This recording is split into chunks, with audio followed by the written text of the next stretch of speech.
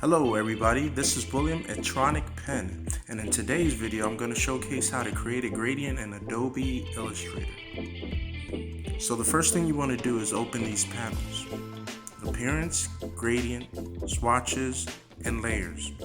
If you can't locate them, go to the window on top of your menu bar and locate them there.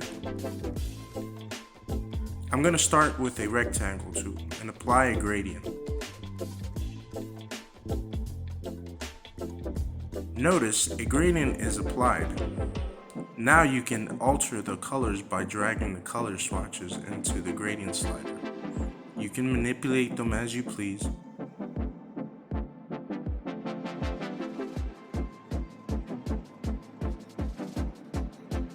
You can also change the angles and move the sliders along the way to get a different view on your gradient.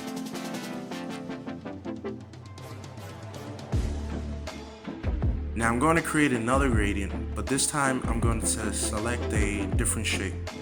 If you hold Shift while you drag, this keeps your shape proportional. Notice that the last gradient was applied automatically. This time I will select the radial instead of linear and change the location of my sliders as well as my colors.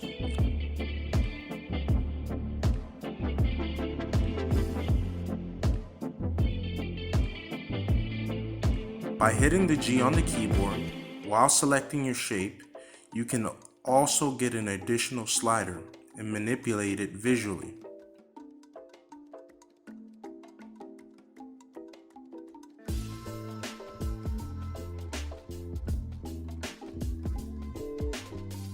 For the next gradient, I'm going to use a text and use a bulkier bold font. I'm going to duplicate them by holding Alt or Option on the keyboard.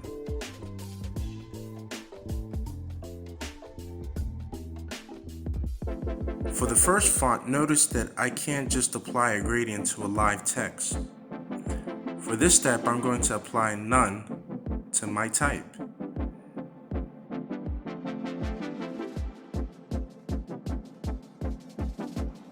Then out of the Appearance panel, I'm going to add a new fill.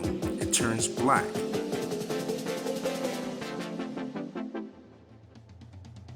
I simply hit the I on the keyboard. That's the shortcut for the eyedropper tool. Then I hover over one of the previous gradients and then right click. Now the reason I duplicate the extra text was to show you what happens if you should leave the fill black instead of None. I'm going to repeat the steps of adding a new fill through my Appearance panel.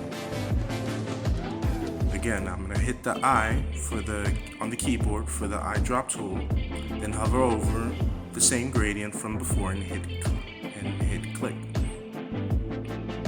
Notice that this time around it created a weird black halo. That is because of the black fill underneath it. So to avoid this, you must always set your default text to None before you apply a new fill in the Appearance panel.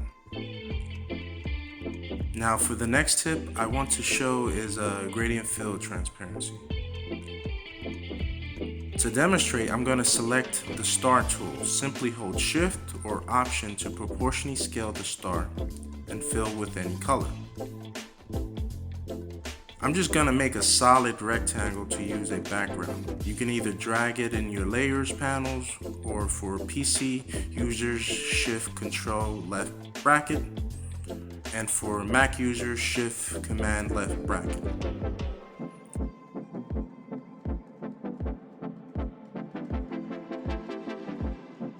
I'll create another box and fill this black.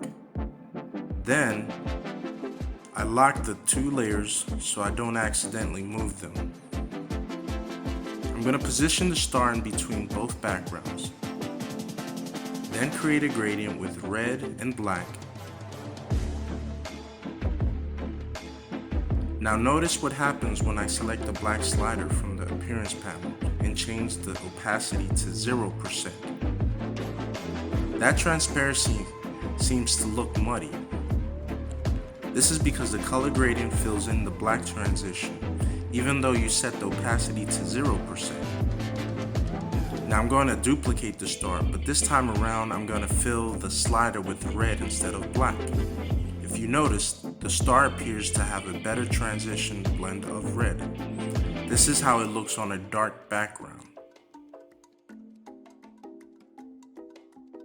And if you wanted the red to look more opaque, you can always make your adjustments in the sliders.